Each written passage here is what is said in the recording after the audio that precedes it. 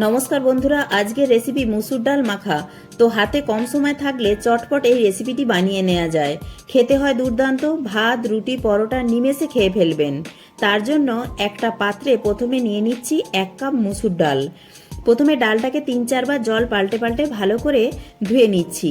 এবার মুসুর ডালটিকে কড়াতে নিয়ে নিচ্ছি। এখন কিন্তু আমি গ্যাস জ্বালাইনি। তো প্রথমে মুসুর ডালটাকে মাখতে হবে, তার জন্য কড়াতে প্রথমে নিয়ে নিচ্ছি মুসুর ডাল, আর নিচ্ছি একটা লম্বা করে কাটা আলু, আর নিচ্ছি একটা টমেটোটাকেও লম্বা করে কেটে নিয়েছি, আর একটা পেঁয়াজ কুচি করে নিয়েছি, আর দিচ্ছি 2টি কাঁচা লঙ্কা। আর এই রেসিপিতে লাগবে ডিম, তবে ডিমটা এখনই লাগছে না, তাই আমি ডিমটাকে এখান থেকে তুলে সরিয়ে নিচ্ছি। তো এখানে একটা বা দুটো ডিম প্রয়োজন মতো আপনারা দিয়ে দেবেন। এবার দিচ্ছি স্বাদ অনুযায়ী লবণ, কিছু ঘরোয়া সাধারণ গুঁড়ো মশলা দিচ্ছি, যেমন 1/2 চামচ হলুদ গুঁড়ো, 1/2 চামচ ঝাল লঙ্কার গুঁড়ো, 1/2 চামচ জিরে গুঁড়ো, 1/2 চামচ ধনে গুঁড়ো, 1/2 চামচ কাশ্মীরি লঙ্কার গুঁড়ো। এবার ভালো করে সবকিছু একসঙ্গে মাখিয়ে নিচ্ছি। এইভাবে ডালটাকে মেখে মিনিট 5 মতো রেখে দিচ্ছি।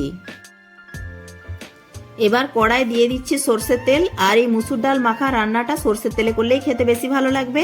এবার দিয়ে দিচ্ছি কালো জিরে ফোড়ন হিসেবে, আর দিচ্ছি 2টো শুকনো লঙ্কা, আর দিচ্ছি 10 থেকে 12টা রসুনকে হাফ হাফ করে কুচিয়ে নিয়েছি। এবার একটু নেড়ে চেড়ে ভেজে নিয়ে দিয়ে দিচ্ছি মেখে রাখা ডালটা। তো ডালটাকে দিয়ে 2 থেকে 3 মিনিট মতো খুব ভালো করে ভেজে নেব। ভিডিওটি ভালো লাগলে, চ্যানেলে নতুন বন্ধু হয়ে থাকলে চ্যানেলটি সাবস্ক্রাইব করে পাশে থাকা বেল আইকনটি প্রেস করে দেওয়ার অনুরোধ রইল। তাহলে আমি কোনো নিত্য নতুন ভিডিও আপলোড করার সাথে সাথে সবার আগে আপনার কাছে পৌঁছে যাবে। তো মোটামুটি মিনিট 3 মতো ভেজে নিয়েছি। এবার ওতে দিয়ে দিচ্ছি গরম জল। অবশ্যই গরম জল দেওয়ার চেষ্টা করবেন, আর জল খুব বেশি দিলাম না, কারণ আমি একটু মাখা মাখা টাইপের করব তাই। এবার জলটা ফুটে গেছে, কড়াটা এবার ঢাকা দিয়ে গ্যাসের ফ্লেমটা মিডিয়ামে রেখে ডালটা ততক্ষণ সেদ্ধ হোক। এইদিকে অন্য একটা ফ্রাইং প্যান বসিয়ে দিয়েছি, তাতে দিয়ে দিচ্ছি একটু সরষের তেল। এবার তেলটা ফ্রাইং প্যানের চারিদিকে ছড়িয়ে দিলাম। এবার একটা বাটিতে দিয়ে দিচ্ছি 2টো ডিম। এবার ডিমের মধ্যে দিয়ে দিচ্ছি অল্প একটু লবণ ও একটু গোলমরিচের গুঁড়ো। এবার একটা কাঁটা চামচ দিয়ে ভালো করে ফেটিয়ে নিচ্ছি। তো ফ্রাইং প্যানে তেলটা গরম হয়ে গেছে, এবার আমি ডিমটাকে দিয়ে দিচ্ছি। আপনারা এইভাবে ডিমটাকে দিয়ে ডিমের ঝুরিও বানিয়ে নিতে পারেন, তবে আমি আজকে ডিমের ঝুরি বানাবো না।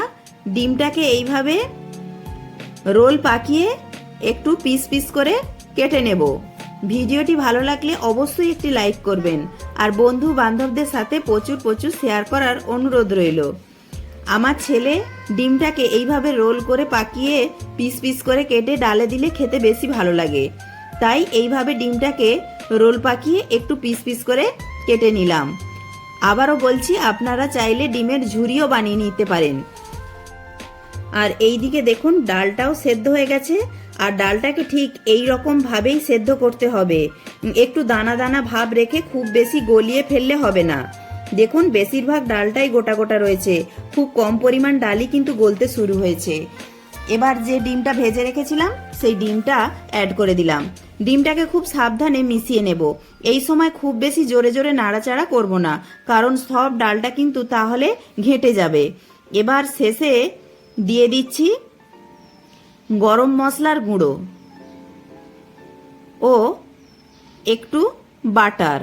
আপনারা বাটারের পরিবর্তে ঘিও দিতে পারেন, আবার বাটার বা ঘি দিতে পছন্দ না করলে বাদও দিতে পারেন, তবে একটু ঘি বা বাটার দিলে খেতে বেশি ভালো লাগবে। এই সময় লবণটা একটু চেক করে নেবেন, যদি কম বলে মনে হয় তো একটু লবণ অ্যাড করে দেবেন। এবার হালকা হাতে নেড়ে চেড়ে মিশিয়ে নিয়েছি, আর আলুগুলোও দেখুন খুব সুন্দরভাবে সেদ্ধ হয়ে গেছে, সেটাও চেক করে নিলাম। এবার ঢাকা দিয়ে গ্যাস অফ করে 5 মিনিট স্ট্যান্ডিং টাইমে রাখবো। তো 5 মিনিট পর দেখাচ্ছি, দেখুন একদম দুর্দান্ত খেতে হয় বন্ধুরা। ভাত দিয়েও খাওয়া যায়, রুটি, লুচি, পরোটা সব কিছুর সাথেই খেতে ভালো লাগে। রেসিপিটি কেমন লাগলো কমেন্টে জানাতে ভুলবেন না। প্রত্যেকে ভালো থাকবেন, সুস্থ থাকবেন।